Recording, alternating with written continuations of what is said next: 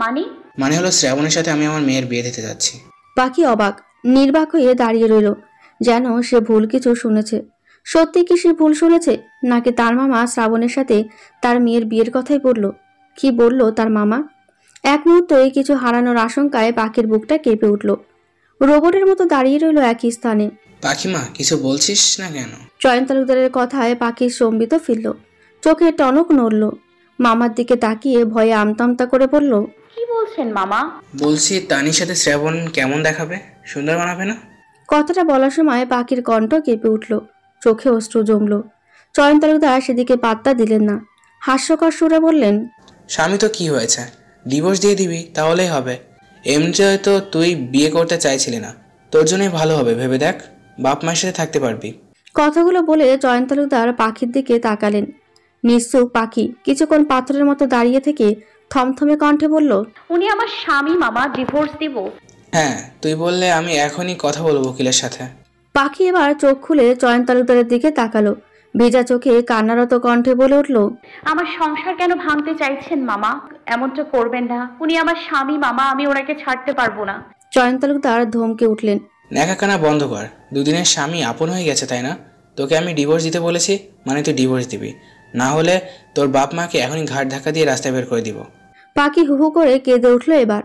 চয়ন তালুকদারের পায়ের কাছে বসে পা ধরে হাউমাউ করে কেঁদে দিল, পা জড়িয়ে ধরে বলল, এমনটা করবেন না মামা, আপনি মামা হয়ে আমার এত বড় সর্বনাশ করতে পারেন না, দয়া করুন মামা, আমি আর এই বাড়িতে আসবো না। আমার আব্বা মাকে বের করে দেবেন না দয়া করে, আমি আসবো না আর এই বাড়িতে কখনো আসবো না। আমার স্বামীকে আমার থেকে কেড়ে নেবেন না, পায়ে পড়ছি আপনার। টানি পাখিকে ওঠালো, নিজের মুখোমুখি দাঁড় করালো। পাখির চোয়াল দয় ধরে বলল, তুই কোথায় আর আমি কোথায়, দেখ তো।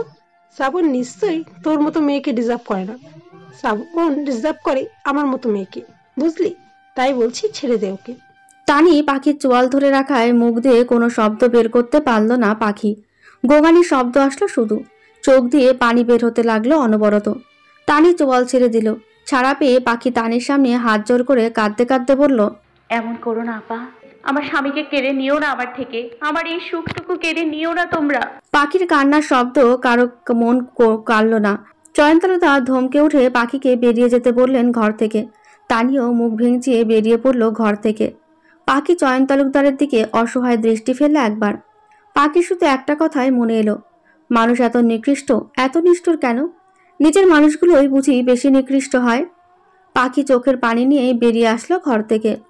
ঠোঁটের কোণে হাসি ফুটিয়ে চেয়ারে হেলান দিয়ে বসে মিষ্টি স্বরে কারোর সাথে কথা বলে চলেছেন চয়ন তালুকদার, যেন কারো অনাকাঙ্ক্ষিত জিনিস সে পেয়ে বসেছে। অপর প্রান্তের লোকটা কিছু বলতেই তার ঠোঁটের কোণে ফুটে উঠল ক্রুদ্ধ হাসি। রুক্ষ মেজাজ নিয়ে অপর প্রান্তের লোকটাকে বলে উঠল, শত্রু শত্রু বন্ধু হয় জানেন তো, আমার কাজটা হাসিল হোক, তারপর আমি ওকে জানে মেরে দিব।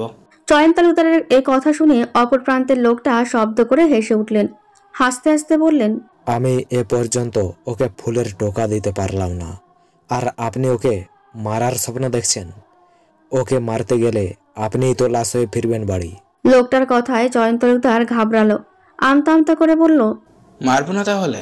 চয়ন তালুকদারের কথায় অপর প্রান্তের ব্যক্তি বেশ মজা পেলেন বোধহয়, হেসে উঠে বলল, ভয় পেলেন নাকি তালুকদার সাহেব? না না, ভয় পাবো কেন? না পেলেই ভালো। চয়ন তালুকদার কিয়ৎক্ষণ চুপ থেকে জিজ্ঞেস করলেন, কার্য হাসিল হবে তো? শর্ত পূরণ করলেই হবে তালুকদার সাহেব। হবে হবে হবে, আপনি চিন্তা করবেন না। আচ্ছা, চিন্তা করলাম না, তবে একটা কথা মাথায় রাখবেন চয়ন তালুকদার, আমি যেটা চেয়েছি সেটা না দিতে পারলে আমি আর এ পৃথিবীর আলো দেখতে পারবেন না। রাখছি তাহলে। ফোন কাটতেই চয়ন তালুকদার বুকে ফু দিল কয়েকবার, ভয়ে তার হাত পা কাঁপছে। অবস্থা এমন হয়েছে তার, জলে কুমির ডাঙায় বাঘ, যেখানেই যাবে সেখানেই শেষ হবে। এসবে তো জড়াতে চায়নি সে, নিজের জীবন নিয়ে টানাটানি করতে চায়নি। অকর্মা ছেলেটার জন্য ফেসে গেলেন শুধু। হসপিটালের করিডোরে পায়চারি করছে শ্রাবণ, পাশে সুজন নামের একটা ছেলে দাঁড়িয়ে, তার পাশেই আসিফ। শ্রাবণকে এত অস্থির হতে দেখে আসিফ এগিয়ে এসে শ্রাবণের কাঁধে হাত রাখলো, ভয়ে ভয়ে বলল, ভাই, যা হওয়ার হয়েই গেছে, এত অস্থির হবেন না। শ্রাবণ আসিফের দিকে ফিরে চাইল, তার রক্তলাল চক্ষু জানান দিচ্ছে তার রাগ। আসিফ চোখ দুটো দেখে আর কিছু বলার সাহস করলো না। শ্রাবণ গর্জে উঠে বলল, ও সাহস পাই কই? কলিজা এত বড় কেমনে হইল ওর? জানে কি ডর নিয়ে বাইরে বের হয় না ও? হৃদয় কোথা থেকে ছুটে এসে শ্রাবণের নিকট দাঁড়ালো, হাঁপাতে হাঁপাতে বলল, ভাই, লাশ দাফন করতে হবে, আপনি চলুন। শ্রাবণ কথা না বাড়িয়ে হৃদয়ের সাথে যেতে লাগলো। বিপরীত পক্ষ তাদের দলের ছেলেকে নিকৃষ্টতার সহিত মেরেছে, এমনভাবে মেরেছে চেহারা বোঝার উপায় পর্যন্ত নেই। এটা যে পাতিপক্ষের চাল বেশ ভালোই বুঝতে পারছে শ্রাবণ। পাতিপক্ষ তাদের রাগাতে চাইছে, নিজেদের খুব দ্রুত ভাবে তারা, কিন্তু শ্রাবণ তো রাগাবে না, সে যে আরো দ্রুত। পাতিপক্ষ যদি চলে পাতায় পাতায়, তবে সে চলে শিরায় শিরায়। হসপিটাল থেকে বের হয়ে গাড়িতে উঠতেই শ্রাবণের ফোনে কল এলো। শ্রাবণ নাম্বারটার দিকে একবার তাকিয়ে কেটে দিল, দ্বিতীয়বার কল দিতেই আবারও কেটে দিল, তৃতীয়বারও একই কাজ করলো। চতুর্থবার ফোন দিতেই শ্রাবণ রেগে অগ্নিমূর্ত হয়ে ফোনটা রিসিভ করলো। রুষ্ট কণ্ঠে চেঁচিয়ে বলে উঠল, ফোন কেন দিচ্ছিস কুত্তার বাচ্চা? কুল কুল মির্জা সাহেব, লাশ ঠিকঠাক পেয়েছেন তো? এটা নিয়ে কি তোর মাথা ব্যথা করার কথা? অবশ্যই মাথা ব্যথা হবে আমার, এত সুন্দর করে মেরে পার্সেল করে পাঠালাম। আমি জানতে চাইবো না ঠিকঠাকভাবে লাশটা তোদের কাছে পৌঁছেছে কিনা? শ্রাবণ কিছু বলল না।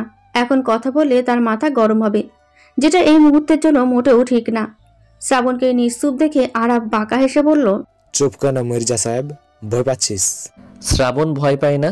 কিন্তু এবার ভয় পাবি। কিভাবে ভয় দেখাবি তুই? কিভাবে? তোর ব্যক্তিগত ভালোবাসার একটা জিনিস আমি পেতে চলেছি, আপন করে, নিজের করে। ভয় পাবি না তুই? অন্ধকার রুমে কিশোরী তার দুঃখ বিলাস করতে ব্যস্ত, ফুপিয়ে ফুপিয়ে কেঁদে চলেছে। কাঁদতে কাঁদতে এখন যেন দমটাও বন্ধ হয়ে আসছে, তবুও চোখের অশ্রু যেন ফুরোচ্ছে না।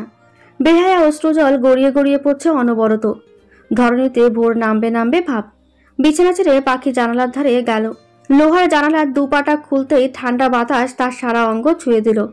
পাখি চোখ বন্ধ করে নিতেই কপল বেয়ে গড়িয়ে পড়ল দুফোঁটা অশ্রু। পাখি ঠোঁট কামড়ে কেঁদে উঠল। এত কষ্ট, এত কষ্ট, তার ছোট্ট জীবনটা আর বইতে পারছে না। সেই ছোট্ট থেকে কষ্ট, কষ্ট আর কষ্ট। তার এই মুহূর্তে খুব করে মরে যেতে ইচ্ছে করছে। কেউ গলা টিপে মেরে ফেললে বোধহয় সে একটু শান্তি পেত। এই জীবনটাকে সে আর চায় না। যে জীবনটায় সুখের কোনো ছিটে ফোঁটা নেই, সে জীবন বাঁচে কি করে? এত দুঃখ কষ্ট কি সহ্য করা যায়? পাখি তো অনেক সহ্য করলো, আর কত সহ্য করবে? এবার সে একটু শান্তি চায়, শান্তি। মৃত্যুই কি দিতে পারবে তাকে শান্তি? পাখি বসে পড়ল জানালা ঘেঁষে। দুর্বল হয়ে আসা শরীরটাও যেন আর নড়তে চাইছে না, তারাও একটু বিশ্রাম চাইছে এবার। হাঁটুতে মাথা ঠেকিয়ে বসে রইল পাখি। বারবার তানির বলা কথাগুলো মাথায় এসে বাজছে। তানি তার থেকে দেখতে সুন্দর, স্মার্ট, লেখাপড়া জানে অনেক, বাবার টাকা আছে। পাখির কি আছে? কিচ্ছু নেই পাখির। সত্যি তো, তানির মতো মেয়ের সাথেই শ্রাবণকে মানায়। তার মামা শ্রাবণকে প্রস্তাব দিতেই কি শ্রাবণ রাজি হয়ে যাবে তানিকে বিয়ে করতে? ডিভোর্স দিয়ে দেবে তাকে? ডিভোর্স শব্দটা উচ্চারণ করতেই যেন পাখির বুক কেঁপে ওঠে, শরীর কেঁপে ওঠে। পাখি আরেকটু জড়সড় হয়ে বসে। শ্রাবণের মায়াময় মুখশ্রীখানা মানসপটে ভেসে ওঠে। কি সুন্দর সেই মুখশ্রী, কি সুন্দর নাক, চোখ, ঠোঁট, কি সুন্দর তার ভালোবাসা। পাখি নিজ মনে আওড়ায়, শ্রাবণ কি তাকে ভালোবাসে, নাকি সবটাই স্বামীর দায়িত্ব? ভালোবাসলে কাছে টানে না কেন? শ্রাবণী কি কেউ পাখিকে চায় না? তার জন্য তাকে ভালোবাসে না? একটার পর একটা চিন্তা পাখির মাথাটা ব্যথা করে তুলল। প্রচন্ড মাথা ব্যথায় পাখি লুটিয়ে পড়ল মাটিতে। সেখানেই পড়ে রইল চোখ বন্ধ করে। প্রত্যুষের আলো ফুটতে শুরু করেছে তখন চারপাশে। পাখিদের কুজন ভেসে আসছে ঘরটায়। পাখি তখনও গভীর ঘুমে আচ্ছন্ন। ভোরের মিষ্টি রোদ্দুর যখন জানালার গ্রিল গলিয়ে এসে পাখির মায়াবী মুখশ্রী স্পর্শ করলো, তখন পাখি নড়ে চড়ে উঠল একটু। বিরক্তিতে চোখ মুখ কুঁচকে নিল তার নিদ্রা ভেঙে দেওয়াই। হাতের আড়াল করতে চাইল রোদখানি, কিন্তু পারল না। কেউ তার হাতটা চোখের ওপর থেকে সরিয়ে দিল। পাখি এতে আরেকটু বিরক্ত হলো। চোখটাও খুলতে পারছে না, কেমন লেগে গিয়েছে। ভারী মাথাটা তুলতে গিয়েও যেন পারছে না তুলতে। রাতের কান্নার কথা মনে হতেই পাখি বুঝতে পারল তার মাথা ভারী হয়ে থাকার কারণ। মাথার একপাশে এখনো চিনচিন করে ব্যথা করে উঠছে। পাখি সেদিকটায় ধরে আস্তে আস্তে উঠে বসলো। উঠে বসে পিটপিট করে চোখ খুলতে নিজেকে বিছানায় আবিষ্কার করলো। কিন্তু ভোরের আগের প্রহরটায় সে জানালার কাছে ছিল, এখানে আসলো কি করে? পাখি এই বিষয়ে অবাক হওয়ার আগে সামনে বসে থাকা শ্রাবণকে দেখে প্রচণ্ড বিস্মিত হলো। শ্রাবণ কি তাহলে ভোরের আগে ফিরেছে? কিন্তু তার তো দেরিতে ফেরার কথা ছিল। পাখি এত কিছু ভাবল না। সামনে বসা শ্রাবণের দিকে তাকিয়ে রইল অপলক। একটু মন ভরে দেখে নিল তাকে। মিনিটখানেক যেন এভাবেই গড়িয়ে গেল। শ্রাবণ পাখির চোখের সামনে তুড়ি বাজিয়ে হেসে জিজ্ঞেস করলো, কি দেখছো বউ? শ্রাবণের সেই হাসিটা খেয়াল করলো পাখি। শ্রাবণ বুঝি সবসময় এত সুন্দর করে হাসে? আগে তো খেয়াল করেনি সে। এই স্নিগ্ধ হাসিটা দেখে যেন পাখির কষ্ট সব গায়েব হয়ে গেল, মাথা ব্যথাটাও যেন উধাও হয়ে গেল। এক মুহূর্তের জন্য অবাক হলো পাখি। এই সামনে বসে থাকা ব্যক্তিটি কি তার ভালো থাকার কারণ, তার অসুখ নিরাময়ের ওষুধ? পাখিকে নিষ্পলক তাকিয়ে থাকতে দেখে শ্রাবণ ঠোঁট কামড়ে হেসে বলল, চুমু খেতে চাও বউ? এভাবে তাকিয়ে আছো কেন আমার ঠোঁটের দিকে বলো তো? পাখি জবাব দিল না।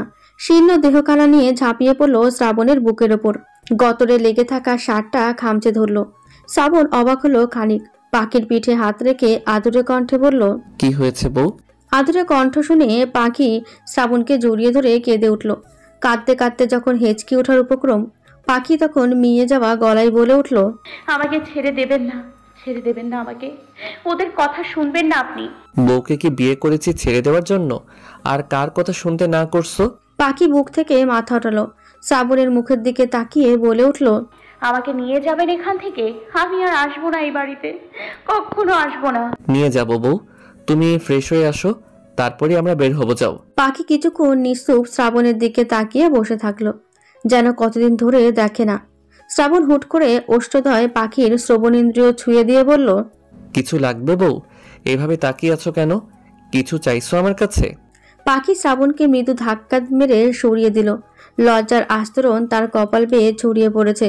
ঠোঁটের কোণে মুচকি হাসি ফুটিয়ে বিছানা ছাড়ল পাখি। ওয়াশরুমে ঢোকার আগেও একবার শ্রাবণের দিকে তাকালো। আজকে এই লোকটাকে এত দেখতে ইচ্ছে করছে কেন তার? মনে হচ্ছে সামনে বসিয়ে রেখে একটু মন ভরে দেখতে পারলে শান্তি লাগতো।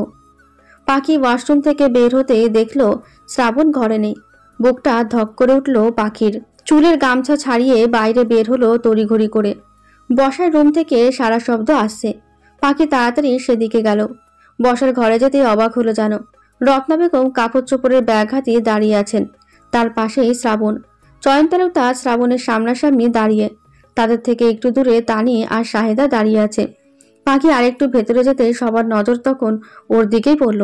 শ্রাবণ পাখির দিকে তাকিয়ে বলল, ওই যে আমার বউ এসে গেছে। বউ এদিকে এসো। পাখি শ্রাবণের কথা মতো শ্রাবণের কাছে গেল। শ্রাবণ পাখিকে এক পাশে থেকে জড়িয়ে দিল। চয়ন তালুকদারের দিকে তাকিয়ে জিজ্ঞেস করলো, দেখুন তো আমাদের একসাথে কেমন দেখাচ্ছে? চয়ন তালুকদার মুখ ঘুরিয়ে নিল। শ্রাবণ ওটা দেখে বলল, আরে মামা শ্বশুর মশাই, আপনি মুখ ঘোরাচ্ছেন কেন? আমার সাথে পাখিকে যতটা মানায় আপনার মেয়ের সাথে কি ততটা মানাতো? চয়ন তালুকদার এবারও কিছু বললেন না। শ্রাবণ পাখিকে ছেড়ে দিল। চয়ন তালুকদারের দিকে হেলে চোয়ালদায় শক্ত করে কঠিন করে বলে উঠল, কালকে আমার বউ আপনার পা ধরেছে। এতদিন আপনি আমার বউয়ের পা ধরে কাঁদবেন চয়ন তালুকদার? দিন গুনতে থাকুন শুধু, সেই দিনটা আসতে কিন্তু খুব বেশি সময় লাগবে না। পাখি অবাক হলো। শ্রাবণ এই কথা জানলো কি করে? কে বলল তাকে? শ্রাবণের কণ্ঠ শুনে এই মুহূর্তে জিজ্ঞেস করার সাহস পেল না। শ্রাবণ কথাটা বলে রত্নার দিকে ফিরল। শান্ত কণ্ঠে বলল, চলুন মা। আমার আব্বা কোথায়? গাড়িতে আছে, চলো। দ্বিপ্রহর শেষে ধরণীতে অপরাহ্ন নামলো। তপ্ত দুপুর শেষে বৃষ্টি নামতেই ধরণী কিছুটা শীতল হলো। বৃষ্টির মাঝে পাখিরা বাড়ি পেল। গাড়ি বাড়ির ভেতরে ঢুকতেই শ্রাবণ গাড়ি থেকে নেমে পিয়াস রহমানকে নামালো। পিয়াস রহমানকে নিয়ে বাড়ির ভেতর ঢুকতে ঢুকতে পাখিকে উদ্দেশ্য করে বলে উঠল, তুই মাকে নিয়ে এসো, সাবধানে আসবে। পাখি সম্মতিসূচক মাথা নাড়িয়ে রত্না বেগমকে নিয়ে নামলেন। গাড়ি থেকে নামতেই রত্না বেগম চারিদিকে বিস্ময় নিয়ে তাকিয়ে থাকলেন। দোতলা বাড়িটি দেখে তার নয়নজোড়া ভিজে উঠল। মুখ ঘুরে একবার মেয়ের দিকে তাকালেন। পাখি রত্না বেগমকে তাড়া দিল বাড়িতে ঢোকার জন্য। বৃষ্টিতে ভিজে একাকার অবস্থা দুজনেরই। রত্না বেগমকে নিয়ে বাড়িতে ঢুকতেই সালমা বেগম এগিয়ে আসলেন তাদের কাছে। রত্না বেগম আর পাখির দিকে গামছা এগিয়ে দিয়ে পাখিকে বলে উঠলেন, বৃষ্টির মধ্যে তাড়াতাড়ি আসবি না। পাখি গামছা দিয়ে হাত মুখ মুছতে মুছতে বলল, জোরে বৃষ্টি পড়ছে মা, তাই ভিজে গেছি। সালমা বেগম পিয়াস রহমান আর রত্না বেগমের সাথে হালকা পাতলা কথা বলে তাদের ফ্রেশ হওয়ার জন্য নিজের ঘরে নিয়ে গেলেন। যাওয়ার আগে পাখিকেও ঘরে গিয়ে ফ্রেশ হয়ে নিতে বললেন। হাতে থাকা গামছাটা নিয়ে ঘরে আসলো পাখি। ঘরে আসতেই শ্রাবণকে দেখতে পেল না। ওয়াশরুম থেকে পানির শব্দ পেয়ে বুঝলো শ্রাবণ ওয়াশরুমে আছে। ব্যালকনিতে গামছা মেলে দিয়ে পাখি বিছানায় এসে বসলো। মিনিট 20 বাদে শ্রাবণ বের হলো ওয়াশরুম থেকে। পাখি তাকালো সেদিকে। কালো টি শার্ট আর কালো ট্রাউজারের ছেলেটাকে দেখতে কি একটু বেশি সুন্দর লাগছে? পাখির কাছে তো সুন্দর লাগলো। অপলক তাকিয়ে রইল কিছুক্ষণ। শ্রাবণ পাখির দিকে তাকাতেই পাখি এগিয়ে গেল শ্রাবণের দিকে। শ্রাবণের সামনাসামনি দাঁড়িয়ে বলে উঠল, একটা প্রশ্ন করব? প্রশ্ন তো আমি তোমাকে করব।